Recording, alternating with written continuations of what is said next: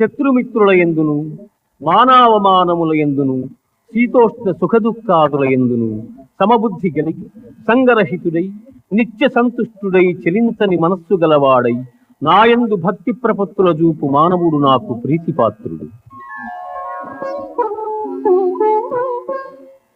ఇదం శరీరం కౌంతేయ క్షేత్రమిత్యభిధీయతే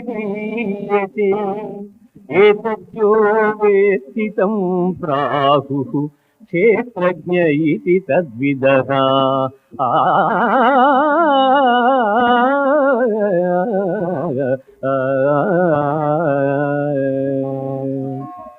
అర్జున, దేహము క్షేత్రమనియు దేహము నెరిగిన వాడు క్షేత్రజ్ఞుడనియు పెద్దలు చెప్పుదురు. అధ్యాత్మ జ్ఞాన నిత్యత్వం